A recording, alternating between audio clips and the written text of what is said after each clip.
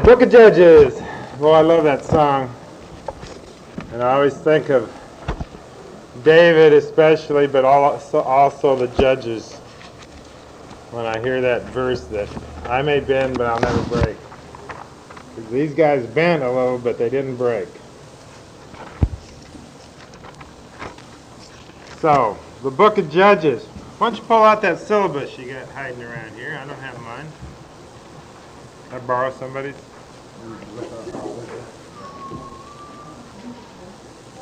And turn to, by the way, this first page is a page and a half is on how to read the Old Testament, to get the history line down first, so that then you can fit in a lot of the prophets and a lot of the law later on. But it's real important to get so you have a foundation to hang the rest of that stuff on so you can remember it. Because if you read a good novel, you really don't have much problem remembering it, do you? A lot of times people read the Old Testament and they think it's a bunch of unrelated events, and they'll start reading it, and all of a sudden they'll get bogged down in the begots and the begots and the begots and all the tabernacle trail and the laws. Those things are very important. They're all there for a purpose, but the first time or two through, as you read it for the history scope, the records, then you can go through, you can actually skip those and then come back later on and plug them in. So it's got a list down there at the middle of the first page. Recommends you this. Genesis is almost all history. Just great record after record after record. Exodus, the first 20 chapters, pretty much history, and then you get all these laws. And read chapter 24, and then all these little itty-bitty things on the tabernacle. All very important, but not necessary the first time or two through. Then 32 through 34, that's the golden calf incident, another great record. And then chapter 40 shows how they reared the tabernacle up. Same way with Numbers. Numbers chapter 11 through 25 really covers almost 38 years of the 40 years in the wilderness. Deuteronomy, almost all laws. Deuteronomy is where that next generation is being raised up, and the word Deuteronomy in the Greek means second law, where Moses reiterates the law and all the details that he had given originally to the way back in the book of Exodus during that first year, and then also God adds on a number of other laws in Deuteronomy. And Moses gives it to him because Deuteronomy takes place in the 11th month of the 40th year. So the whole book of Deuteronomy really only covers about a month. And they mourn for Moses for a month. And the book of Leviticus really has no history in it, so you could really skip it the first time through. Then Joshua, the first 12 chapters, great records. Battles after battle after battle, claiming the promised land. Then, chapter 22 through 24, Joshua's farewell address. Book of Judges, all great records, history. Ruth, you can read. 1st and 2nd Samuel, all wonderful records. 1st and 2nd Kings, and start over. Do it a couple times. You can really read the whole history line like that. And then Ezra, Nehemiah, and Esther cap off the history line of the Old Testament. See? And pretty much that's it as far as history line. You go back and do that, and then you can start fitting in, because the prophets, don't get in such a hurry to read the prophets, because so many of the prophets tie in. For example, I tried to understand Ezekiel without knowing what was going on in Israel at the time, and in Judah, for example, especially Judah, because he prophesied through the captivity. Really quite a challenge. So a lot of their prophecies were forthtelling. Remember, a prophet is to call the people back to God. Well, the fact that there was a prophet implies that what? The people needed to be called back. See? The ministry as a prophet would not be needed unless people needed to be called back to God. So you need to find out, go back in Kings, Samuel, Kings, and Chronicle and find out what was going on, and then read Isaiah, Jeremiah. It ties in. And it's interesting, we'll get into it tomorrow morning a little bit, but they usually tell you right at the first of that prophet what kings he prophesied during, normally. So then I think the prophets will be much more interesting and much more understandable. And then the next few pages is that it's just an overview of the Old Testament. So if you're sitting down to read something, this would help you just sit down and find out what went on before, what went down after. Because in a way, the Old Testament's an encyclopedia where you can look up and read the specific record or a specific principle, but also it is set forth like a novel, so that it does tie together. And you tie it together, it's all bound together by the Christ line, and there's just people and events. Then the law gives you some information on the law. There's the page. The next page coming up is about the plagues of Egypt.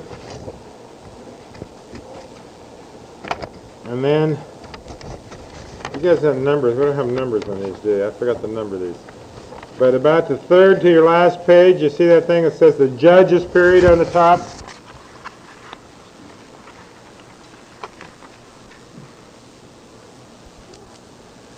You see that there?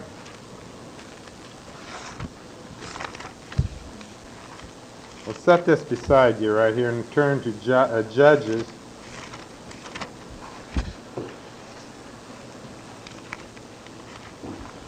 The last chapter in the book of Judges.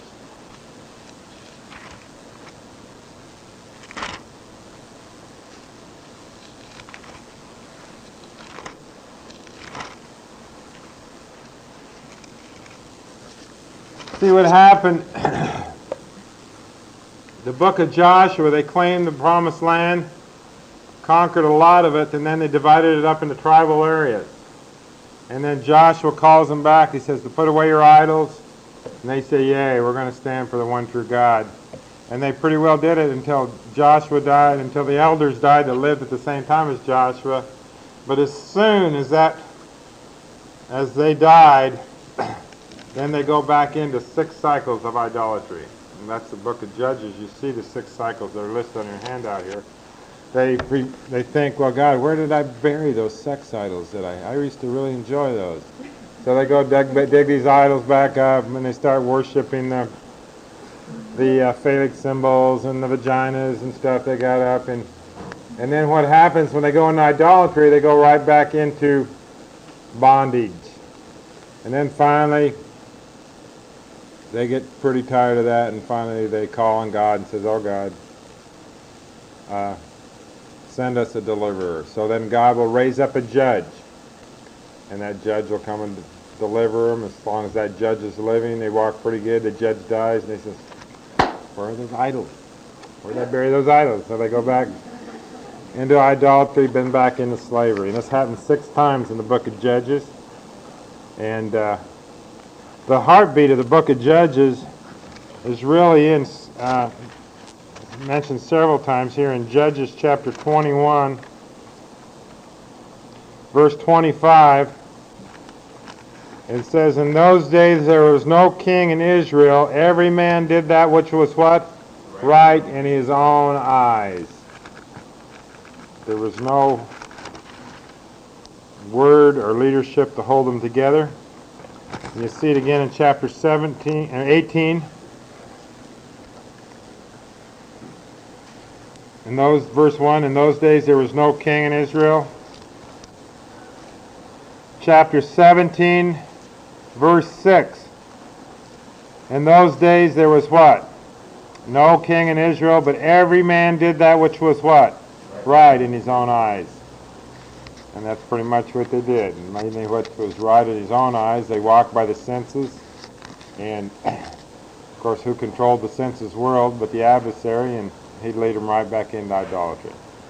And by the reason this is listed in 17, 18, 19, and 20, 21 is because chronologically those are the first 5 chapters in the book of Judges. They actually happen coinciding with Judges chapter 1.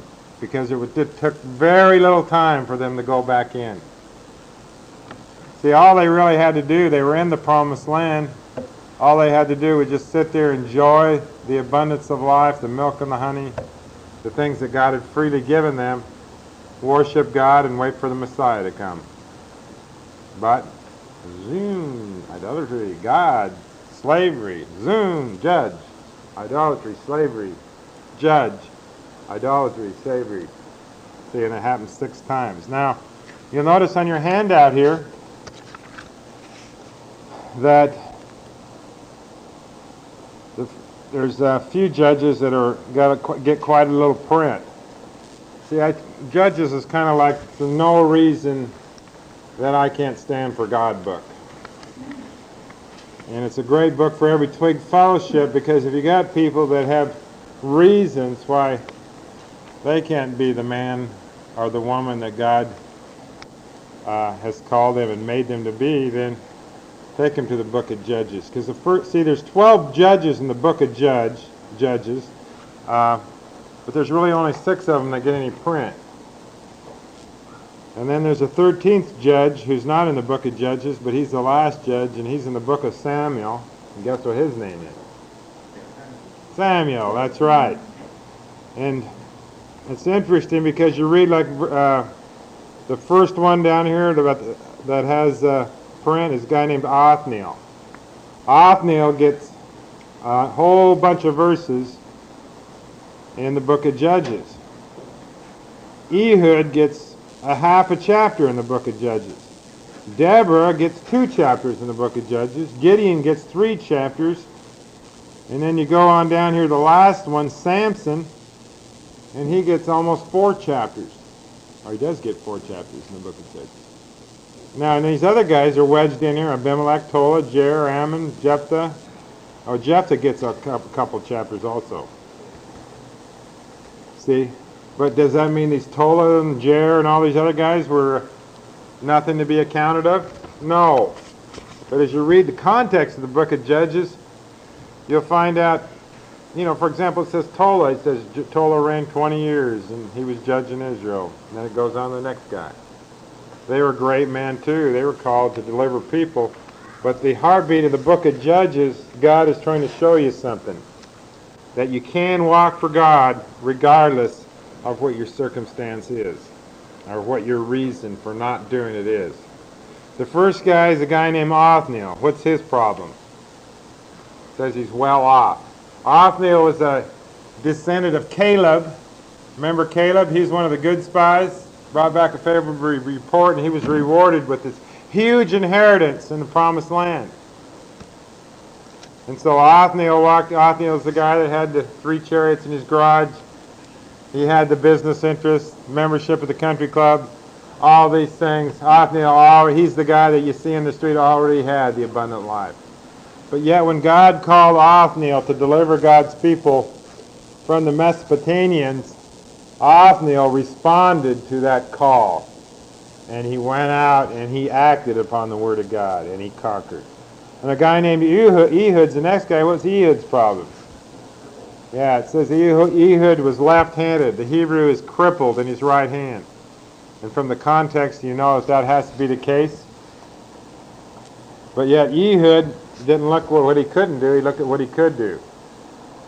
And when this guy needed to be taken care of, this evil king for the Moabites, it was Ehud that walked alone into the chamber of this king, stuck a knife in his belly, and then raised an army to deliver the children of Israel. Now Deborah, what's her problem? She's a woman.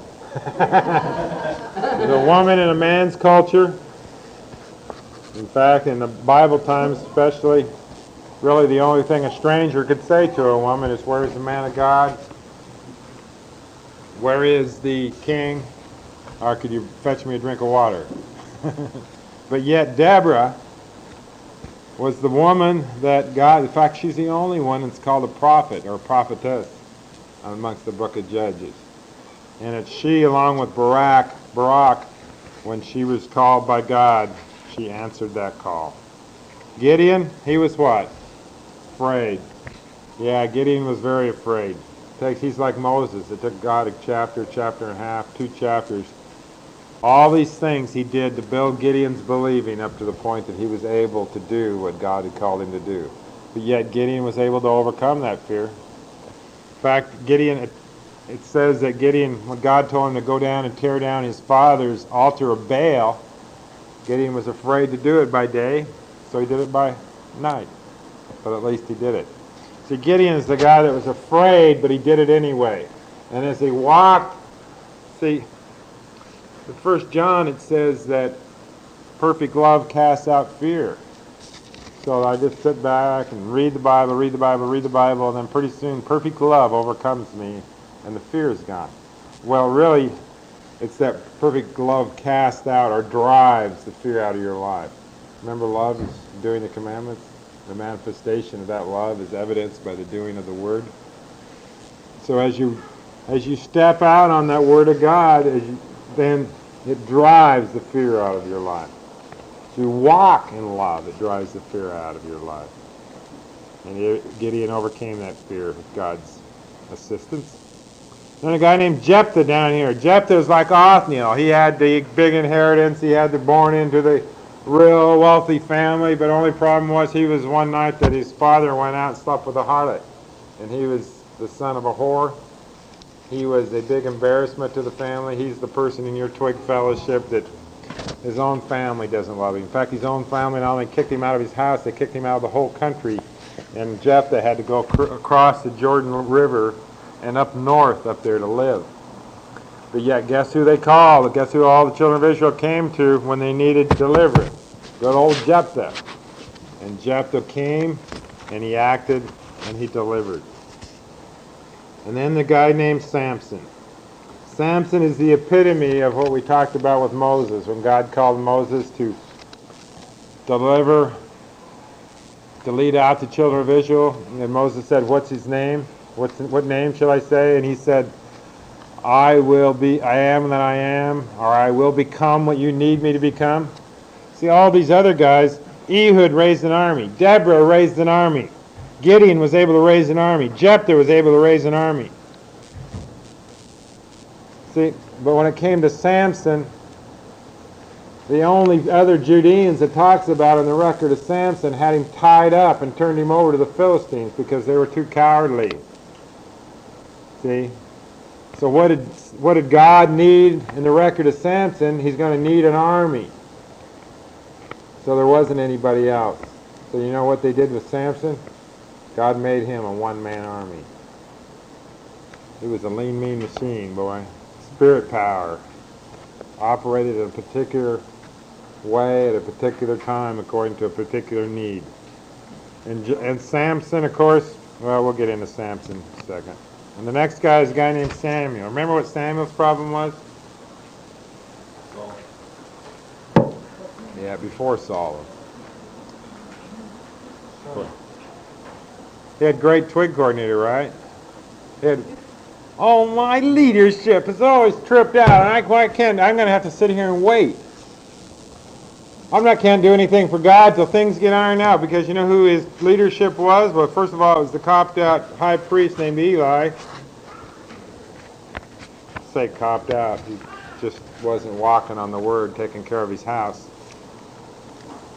And Eli's sons. Who is Eli's sons? Yeah.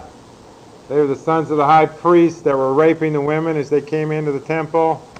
They were stealing the abundant sharing, the tithe, doing a lot of great. It says they were sons of Belial, related to the adversary by seed. But yet, if you read in 1 Samuel chapter 3, there are 7 occurrences talking about the evil that was going on amongst the leadership in the country at the time, but it continues to say, Samuel grew. Samuel continued to minister. Samuel grew. Samuel ministered. Samuel grew. And by the end of chapter 3 of 1 Samuel, it says that Samuel was established, period, a prophet of the Lord. And it wasn't because of the newspapers and he went around and told everybody. It says everybody from Dan to Beersheba knew that Samuel was established a prophet of the Lord. And he did it with no leadership. So, the guy I want to cover right now is a guy named Samson. He's the last one in the book of Judges. So if you turn to Judges chapter 13.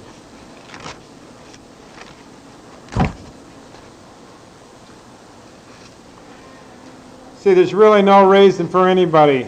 It's God that makes people great, and it's God that overcomes, and he's the great hero of the Old Testament anyway. So whether it's your pedigree like Othniel, your business interest, whether it's your sex like Deborah, whether it's your physical strength or your physical handicap or lack of one like old Ehud, or whether you're poor and afraid like Gideon, or whether you have embarrassment, no love from your family like Jephthah, or whether you have to stand alone like Samson, no friends in 20 years, or whether or not you have no leadership. There's really no reason, no excuse that you can't stand for the one true God, because he is the great overcomer. Chapter 13 says the children of Israel did evil for the first time in the sight of the Lord. No, again, this is the sixth cycle we're heading into here. And the Lord delivered them into the hand of the Philistines. Idiom of permission, allowed them to be delivered. There was a certain man of Zorah, the family of the Danites, whose name was Manoah, and his wife was barren, and she what? Bare not, obviously. And the angel of the Lord appeared unto the woman and said unto her, Behold, now thou art barren, and bearest not. Thou shalt conceive and bear a what? Was this good news or what? Yes, it was. Now therefore beware, I pray thee, and drink not wine or strong drink, and eat not any unclean thing. For lo, thou shalt conceive and bear a son, and no razor shall come upon his head, for the child shall be a Nazarite unto God from the womb, and he shall begin to deliver Israel out of the hand of the Philistines. Then the woman came and said, Oh, I saw this guy with wings. No. And he told her husband, saying, A man of God came unto me, and his countenance was like the countenance of an angel of God. Very awe-inspiring, terrible as awe-inspiring. But I asked him not whence he was, neither told me his name. Did she know he was an angel? Not yet. She said he was like the countenance of an angel. Awe-inspiring.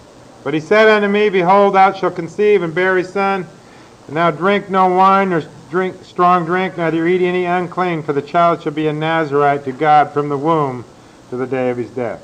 By the way, if you want to find out about the Nazarite vow, that was a special vow that people, where they would really, dedicate their life. And part of it was the haircut. These are all little touchstones for their believing, little things where they were set apart from the rest of the people. They weren't to touch any dead body, drink any strong drink. It's all recorded in Numbers chapter 6, if you want to go back and read it sometime. Numbers chapter 6. But, verse 8, so she tells her husband Manoah, and then Manoah goes running from town to town, right? Says, has anybody seen the man of God? Has anybody seen the man of God? No, that's what it doesn't say. Who does he ask? Yeah, he entreats the Lord and said, O my Lord, let the man of God, which thou didst send, come again unto us. So if he's a man of God, who ought to know where he's at? You're at the Rock of Ages and you're looking all over for this dear friend of yours, sister in Christ that's went WOW, and you haven't seen him all year long, and you run this place and that place and you can't find him for dust. And then finally you just sit down and say, hey, God, would you help me find this person? And you look up and there they are. See, if they're a man of God or a woman of God, God keeps track of them. That's what Manoah did. Verse 9, and God hearkened to the voice of Manoah, and the angel of God came again unto the woman as he sat in the field,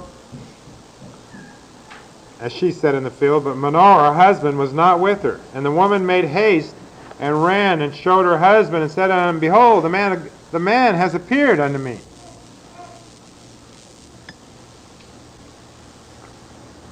Now, why didn't she know he was an angel? He must have had angel attire on, really.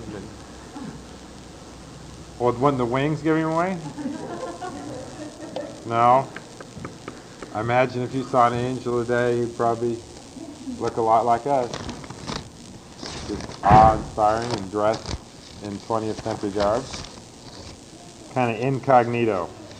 Because many times the angels appear in the Old Testament, and it usually dawns on them. Because usually if the angel would come up with a big glow, speaking in a strange voice, wings on them, people would be so terrified and scared nobody would hang around long enough to get the message.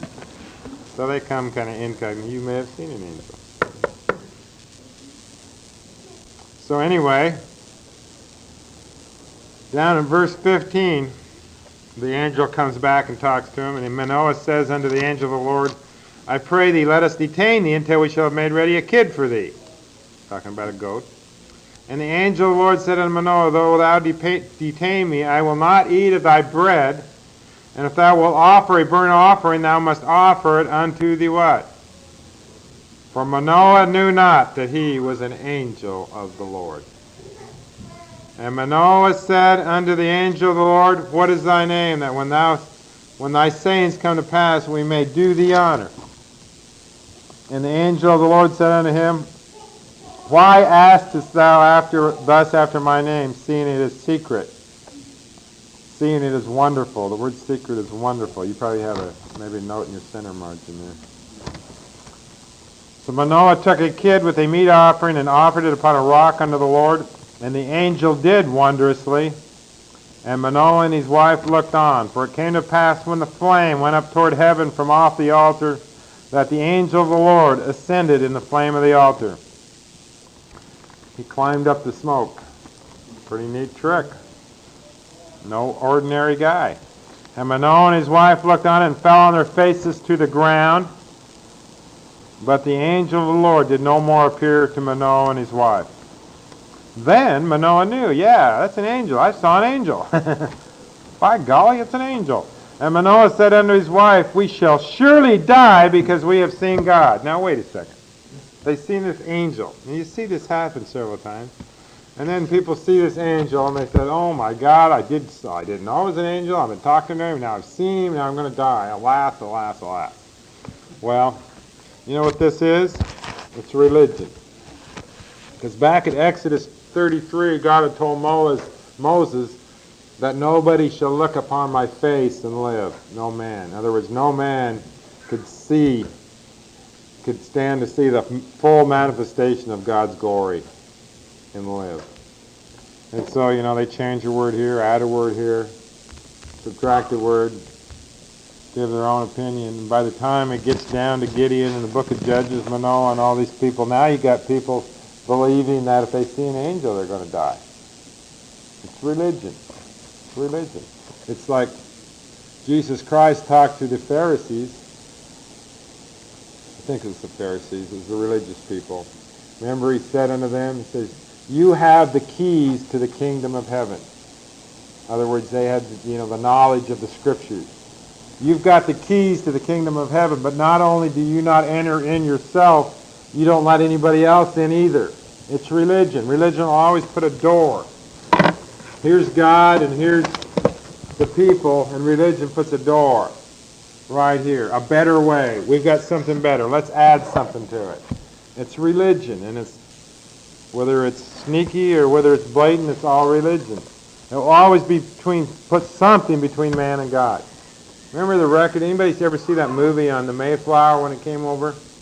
When it came over, the people, there were some Puritan pilgrims on there, and there were also some people from the Church of England on there. And at that time, the Church of England didn't believe you could pray directly to God.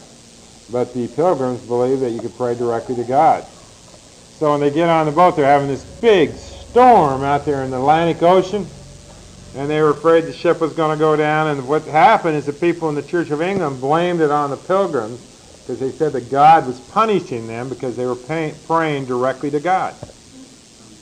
So if you believe that it's a sin to pray directly to God, are you going to pray directly to God?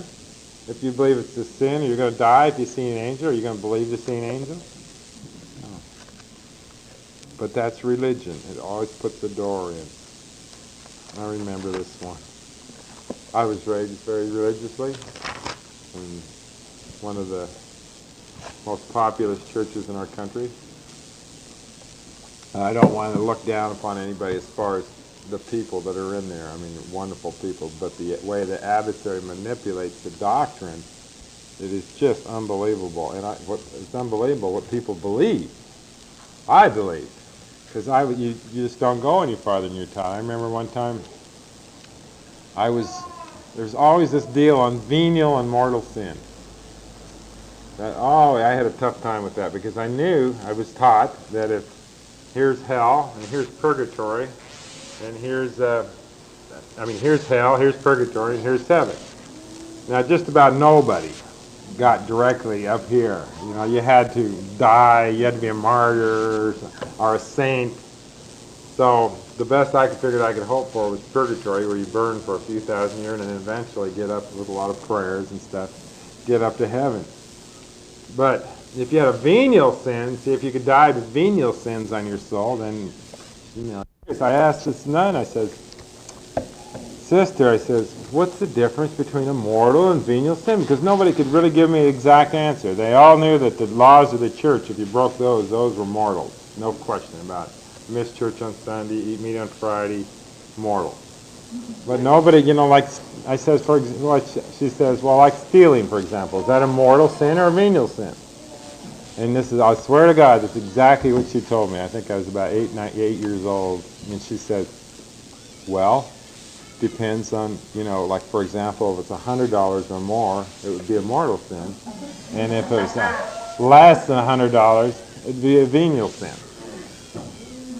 But the logic of that, even at 8 years old, escaped me because I said, now wait a second. What about the cost of living increase?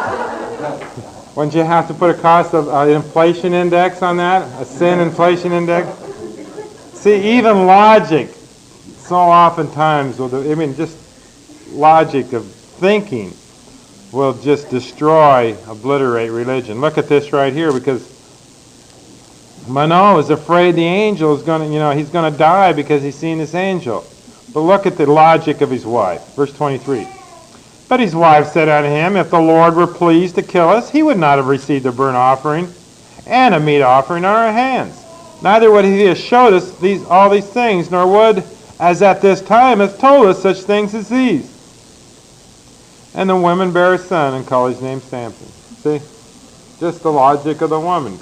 Is God going to kill him after he give him all this revelation? Then he sends the angel to him, and because he looked on him, they're going to die now? No, it's ridiculous. And so he gets it together anyway. The woman bare a son and called his name Samson, and the child grew, and the Lord did what? Blessed him, gave him spirit, Holy Spirit. Look at verse 25. And the Spirit of the Lord began to move him at times in the camp of Dan between Zorah and Eshtaol. See, Samson had Holy Spirit upon. And obviously the Holy Spirit was energized differently in the Old Testament. It's energized by believing, but that, they couldn't speak in tongues to build yourself up spiritually in the Old Testament, could they? So God had to do something with that Spirit. Spirit was energized. Often, it seems to me as you read the Old Testament, it came that way. Came energized. So anyway, he begins to move between Zorah and Eshtaol. See, Samson grew up in this area right over here. This is where his homeland. This part of Israel right here, what we call the Shephelah. It's where the mountains, here the high mountains, here's the real flat coastal plain, and this area in between is called the Shephelah. And this was the area that God had originally allotted in the book of Joshua to the tribe of Dan. In fact, let me find Zorah on here. Zorah.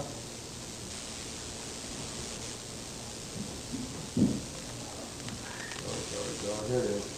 Here's Eshtaol, here's Zorah. And that was where he was, right in here.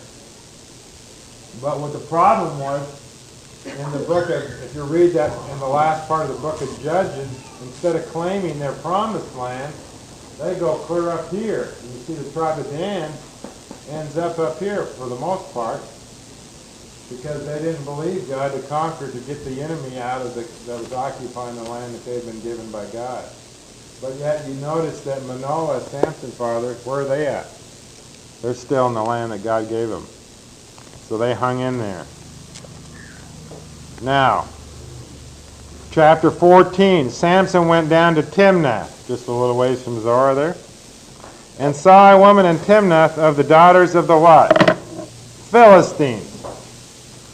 Now, when you're reading in the Old Testament and you see the Philistines and all these other people that were trying to annihilate the people of God, you think, okay, in this administration, it's a spiritual contest.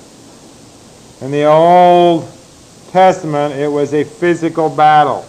And you see the physical fight going on, just translated in light of that which is written to us. Because this was the people of the adversary. People that were against the purposes of God, carrying out the work of the adversary to destroy God's people and to get them out of the land. And God said, wipe them out. That's exactly what he said. So, he goes down here. The Philistines were there, and she's the daughter of the Philistines. Verse 2, he came up and told his pop and his mother, and he said, I have seen a woman in Timnath of the daughters of the Philistines. Now therefore get her for me to wife. I want her. She pleases me. Then his father and his mother said unto him, Is there never a woman among the daughters of thy brethren, or among all your people, that goes take a wife of this uncircumcised Philistines?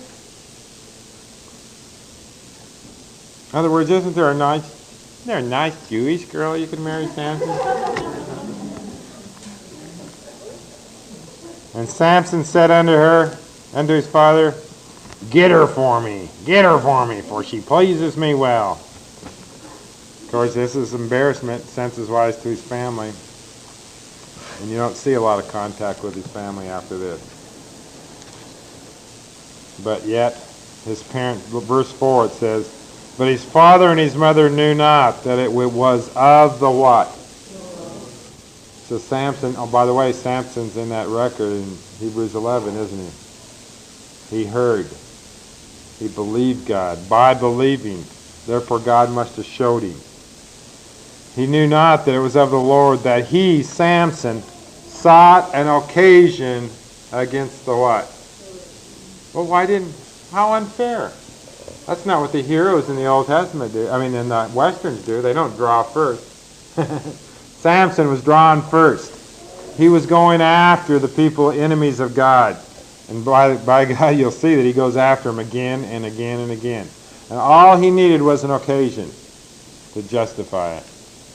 And the first thing has happened, God tells him to go down and marry this Philistine woman. Because he was seeking an occasion against the enemy. He was going after the adversary. Going right after him. Boy, I love that, because I remember playing football, we were always taught the best defense is a good what? Yeah. We don't sit back and wait to get picked off one by one. Oh, I'm just going to wait and see how things work out. No, you go off. The Word of God is a sword. It's an offensive sword. It's a weapon. And Samson, boy, he takes it on the offense. And he goes after the people. Then verse 5, went Samson down, his mother and his father, to Timnath, and came to the vineyards of Timnath. And behold, a young lion roared against him. And the Spirit of the Lord came mightily upon him, and he rent him as he would have rent a kid. And he had nothing in his hand, lion's sandwich. He told not his father or mother what he had done. See what happens. Remember one of these lions, where'd the lions come from? Jordan jungle, that's right. And he's walking along, and all of a sudden he sees a lion. Now, does a lion come up and bite you on the heel like a dog does? No. Lions are very predictable. Just like, God expects us when we read the Bible to understand a little bit about animal behavior. What does have you ever seen a house cat chasing a squirrel? What do? They stalk and they sit down there, it seems like for the longest time. Boy, they got patience. And they sit down there like that, and then, of course, a house cat can't roar like a lion does, but they sit down there, and then all at once that squirrel gets close enough, and pow! Pow! And that's what a lion does. They don't run up behind you, grab you when you're coming by. They roar to freeze their prey, first of all, and then pounce. And so here's Samson coming around, and he sees this lion, and the lion roared against him, and then what do you think it did? Bounce. And as the lion jumped, Samson rent it, ripped it in two like you would a kid. And it wasn't because Samson was so big. I'm sure Samson wasn't one of these guys you kick sand in their face at the beach, but it wasn't just physical strength, it was spirit strength. That God energized his ministry in a particular manner according to the need of God's people. What was needed at that time? And what was needed was a one-man army. Here's Samson's in practice. This lion comes against him. When the Spirit of the Lord, verse 7, and he went down and talked with the woman, and she what? I mean, she had a real nice personality. Pretty eyes. And after a time he returned to take her, and he turned aside to see the carcass of the lion. Behold, there was a swarm of bees and honey in the carcass of the lion. And he took thereof in his hands, and he went on eating, and came to his father and mother, and he gave them, and they did what? That's right. But he told not them that he had taken the honey out of the carcass of the lion. So his father went down unto the woman, and Samson made there a feast, for so used the young men to do. And it came to pass, when they saw him, they brought 30 companions to be with him. They saw Samson walk into the room and said, "Hey, you guys, come over here. Let's hang out with this guy here." And Samson said unto them, "I will now put forth a riddle unto you. If you can certainly declare it me within the 7 days of the feast, and find it out, then I will give of you 30 sheets and 30 changes of what? 30 sheets and 30 changes of garment. But if you cannot declare it to me, then shall you give me 30 sheets and 30 changes of garments?" And they said unto them, "Put forth thy riddle, and we may hear." Now this thing, first of all, about the raiment. They didn't have all the fancy, sewing machines and textile mills that we have today. So garments and raiment, clothing, was a very, very, very expensive item in Bible time. And so it would be much, much more valuable than it would be today. Most people, the most they'd have was one extra change of garment, maybe an extra robe, and then they would just wash what they had. So now he's going to bet these guys 30 changes of garment. But remember, by believing Samson, so he must have heard. This thing about the riddles also. Riddles were a thing that they would do. Again, they didn't have lots of colored books. They didn't have television. They didn't have movies. So they do some things to entertain themselves. And one of the things they did was riddles. And they were just hard sayings. The word riddles are hard sayings. And they would, you'll see this in 1 Kings chapter 10, I think it is, when the Queen of Sheba comes to Solomon. Remember, she comes to him with riddles, hard sayings. So it was part of the culture. Verse 14, and he said unto them, out of the eater came forth meat, and out of the strong came forth sweetness, and they could not in 3 days expound the riddle. And it came to pass on the what day? Seventh. The word seventh in the Aramaic and the Septuagint is the word fourth, and which seems logical because it comes right after the third day. It came to pass on the fourth day that they said unto Samson's wife, entice thy husband, that we may he may declare unto us the riddle, lest we burn you and your father's house with what? These guys like to win. They don't like to lose these riddle contests. Have you called us to take fire? Have you called us to take that we have? It is not so. And Samson's wife wept before him, wept before him and said, Thou dost but hate me and lovest. Thou dost but what? Hate me and lovest me not, for thou hast not put forth a riddle. Thou hast put forth a riddle unto the children of my people, and you have not told it to me, Samson. And he said unto her, Behold, I have not even told father or mother yet. I haven't even told mom or pop. Think I'm going to tell you? And she wept before him how many days? 7 days. While the feast lasted, and it came to pass on the 7th day that he told her, because she lay sore upon him. And then she what? She told the riddle to the children of her people. That's her nature. She was a Philistine. She was an unbeliever to the end. And even though that Samson was her husband, she told the riddle to her people.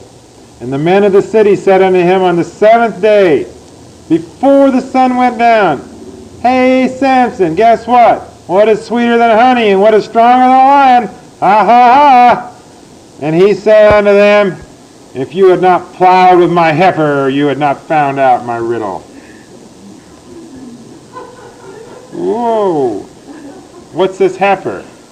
Talking about his wife, right? See, remember we're talking about idioms? One of the big idioms that you have throughout the culture is idioms on women. What do they call women? What? Dames, broads, chicks, birds. What do they call a woman? Hitchhiker on the CBs. You ever been hitchhiking? Anybody know here? Anybody ever ridden in a truck? Everybody listen on the CB?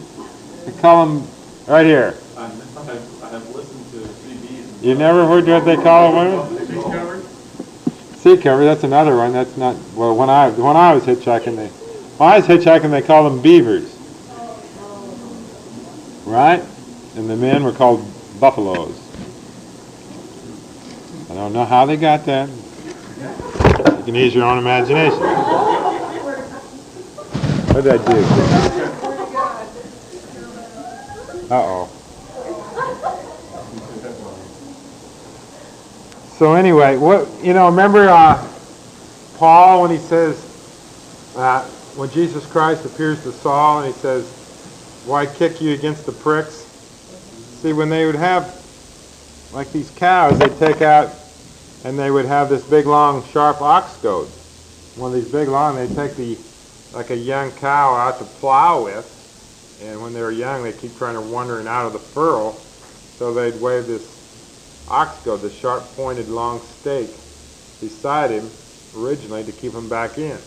And then if they tried to kick, they would put the thing right behind where they kicked at, and their heels would do what? Hit that sharp point on the stick. See, that's how they kept it in line. And he says, if you had not plowed with my heifer, you would not have found out the riddle. So obviously Samson knew what was going on. And the men of the city said unto him on the 7th day before the sun, verse 19, and the Spirit of the Lord came upon him, and he went down to where? Ashkelon. So what's happening here? God tells him to go marry this woman. He gives this riddle. And now just before the 7th day, they threaten his wife and her father, and they're going to burn him up unless she tells him. She spills the beans. You know what this is? It's an occasion. It's an occasion against the enemy. So you know what Samson does? He goes down to Ashkelon and slays 30 men of them and took their what? Spoil, and gave the changes of garments unto them which expounded the riddle. And his anger was kindled, and he went up into his father's house. All right, an occasion. See, Ashkelon is one of the 5 cities. There's 5 cities in this part of the Philistines that were the principal cities of the Philistines. And that's where the governors, the Philistia was ruled by 5 governors in 5 capital cities, or principal cities. What do you call that, a pentarchy or something like that? 5, what's 5, 10? Yeah. And one of the capital cities was this place called Ashkelon. Now, couldn't he go down to one of these little neighboring towns and find 30 guys? But Samson's whole life, his whole ministry, you see, was to go after the enemy. So where does he go? He walks right into the middle of the enemy's capital city, or one of them, and goes after it. So you can understand what the papers must have said down to the Ashkelon Free Press the next day. 30 naked bodies found on the beach. Very mysterious. Verse 20.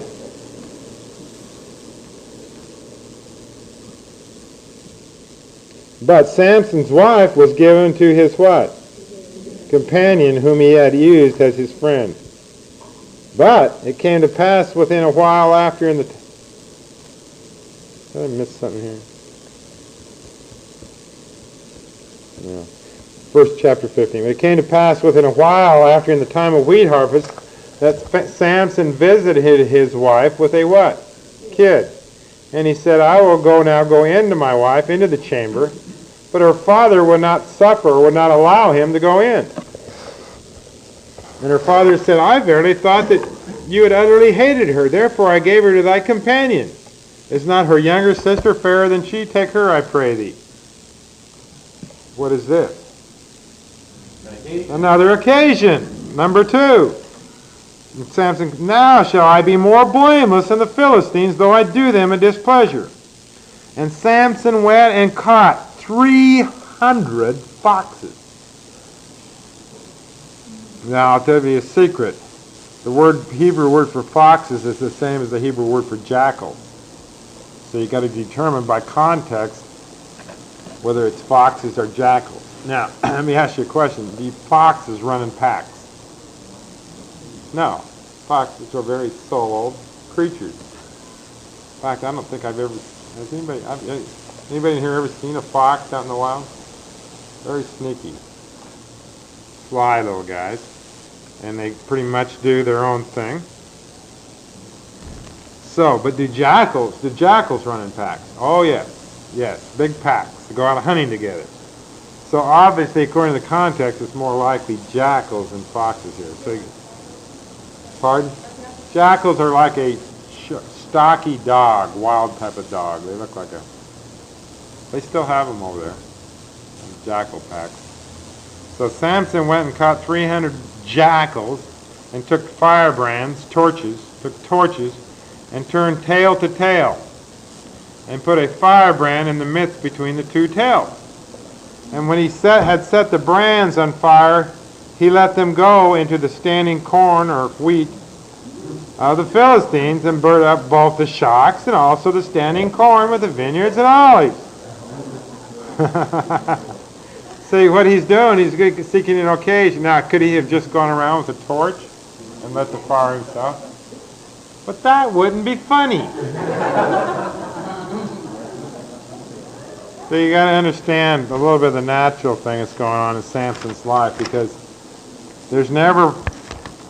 See, his parents, he was an embarrassment to his parents because he married a Philistine girl.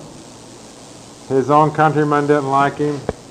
So definitely the Philistines didn't like him, because every time he got involved with the Philistines, he whomped up on them. And of course his own countrymen didn't like him, because every time he'd go down and whomp up on the Philistines, then they go up and whomp up on the Judeans. So really, Samson, if you read the record, there's not one friend he has in 20 years. And he walks along. One of the things that you see, he starts... There's a little bit of humor that he fits in here. And of course, he eventually lets it go too far, and he starts toying with the adversary. But anyway, in the meantime, he's having a good time here, burning up the crops with all these jackals. Then the Philistines said, who has done this? And they answered, Samson, the son-in-law of the Timnites, because he had taken his wife and given her to his companion. And the Philistines came up and burnt her and her father with what? Boy, these guys were obviously very angry. And Samson, by the way, it's going to be a long, cold winter in the country of Philistia that year, in that area of the country anyway, because without any crops, they're going to get awful tired of fish, I bet. And the olive yards and the wheat crop and all that stuff is burned up. And Samson said unto them, though you have done this, yet I will what? be avenged of you. What is this? Another occasion against the enemy. And he's going after her. Ha! Another occasion. And he went down and he smote them hip and thigh with a great slaughter. So, that's occasion number 3. Verse 9, then the Philistines went up and pitched in Judah and spread themselves in Lehi. Went up and played a little baseball. Pitched their tents. Verse 10, and the men of Judah said unto them, why are you come up against us? And they answered, to bind Samson are we come up to do to him as he hath done to us. Then 3,000 men of who? Judah went to the top of the rock Etam and said to Samson, knowest thou not that the Philistines are rulers over us, Samson? Knowest ye not? What are you trying to do, Samson? What is that you have done unto us? And he said unto them, as they did unto me, so I have done unto them. And they said unto him, we are come down to bind thee, Samson, that we may deliver thee into the hand of the Philistines. And Samson said unto them, swear unto me that you will not fall upon me yourselves. And they spake unto him, and say, we promise, we will not kill thee. And they bound him with 2 new cords and brought him up from the rock. Boy. See, now you see why God had to make Samson a one-man army, right? I mean, what could he have done with 3,000 of his countrymen if they just believed God and got in there and fought with him? But you find out we got 3,000 cowards and only one man of God in the whole country, and these 3,000 cowards are going to tie up Samson and deliver him over to the enemy. You just don't do that. And we came unto, verse 14, and when he came into Lehi, the Philistines shouted against him. And the Spirit of the Lord came mightily upon him, and the cords that were upon his arms became as flax. You know what they make candles out of? You know that little piece in there that burns? That's kind of like, that's what flax is. So when you burn it with a match, is it very strong? No. It's like dust between your hands. It's powdery. That's what he's comparing it to. These ropes that they bound him with became like flax that was burnt with fire. And his bands loosed from off his hands. And he found a new jawbone of an ass. Let me ask you a question. How do you find a new jawbone of an ass? Go down to the drugstore. I have one new jawbone of an ass, please. Maybe an old jawbone. The word new is the word moist, Hebrew. You might have that in your center margin too. A moist jawbone. What had the Philistines been doing after Samson went down and after Samson went and burnt their crops up? What do you think they did when they came up to Judah? Yeah, they were out pillaging, burning, destroying. And now Samson comes along and he finds a fresh killed ass and he jerks a jawbone out of it. Now why does he want a new jawbone of an ass or a moist jawbone? He took forth his hand and he took it and he slew what? 1,000 men therewith. 1,000 Philistines. And the only way you can kill somebody with the jawbone of an ass is by ripping out their esophagus or bashing their brains in. I bet by the time this battle was through that every Philistine that could walk, crawl, or run was getting the heck out of that area. And probably the only thing that was white on Samson was his eyes. But, so you know what Samson did after the battle? He makes up some homemade poetry here. And Samson said, with the jawbone of an ass, heaps upon heaps. With the jaw of an ass have I slain 1,000 men. Ho, ho, ho. And it came to pass, and when he made an end of speaking, that he cast away the jawbone out of his hand, and he called that place Ramath Lehi. Means the uplifting of the jawbone. So Samson's having a little fun here. See, this stuff is true, though. 1,000 men, it's spirit power. It says in Psalm 91 that, well, let's look at it. I love it. Psalm 91.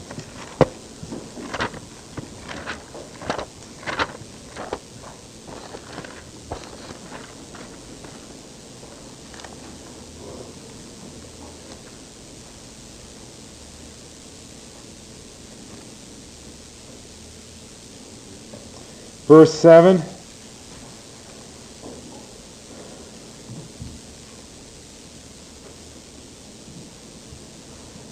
talking about he that dwelleth in the secret place of the Most High, and then abides under the shadow of the Almighty. And then in verse 7 it says, if 1,000 shall fall at thy side, and 10,000 at thy right hand, but it shall not come nigh thee. See, that's Samson's life. It's God working with Samson, energizing his spirit that he's placed upon him in a particular manner. And with one man of God who believed God and just went after it. He heard, and he believed what he heard. Samson said, hey, there's the jawbone of an ass. There's 1,000 Philistines. Go to work, Samson. And he did it. I think Samson is a peach. Verse 20, and he judged Israel in the days of the Philistines 20 years. And when then went Samson down to Gaza, and saw there a harlot, and went in unto her. Why is he going clear down to Gaza? Let's take a look and find Gaza. Oh, right down here. Guess what Gaza is? Or Gaza. It's another one of the principal cities of the Philistines. Samson's what? Going after him. And he's going to go down here now to Gaza, and he sees this harlot, and he went in unto her. And it was told the Gazites, or the Gazites, saying, Samson has come hither. And they compassed him in and laid wait for him all night in the gate of the what? And they were quiet, very quiet, all the night, saying, in the morning, when it is day, we shall kill Samson. And Samson, again, Samson, a little sense of humor here. I think I'll wait till midnight and then go out and surprise these guys. So in Samson, late till midnight, and he gets up at midnight, and he goes out, and he takes the doors of the gate of the city, and the 2 posts, and he goes away with them, bar and all, and put them upon his shoulders, and carry them up to the mount of a hill that is before Hebron.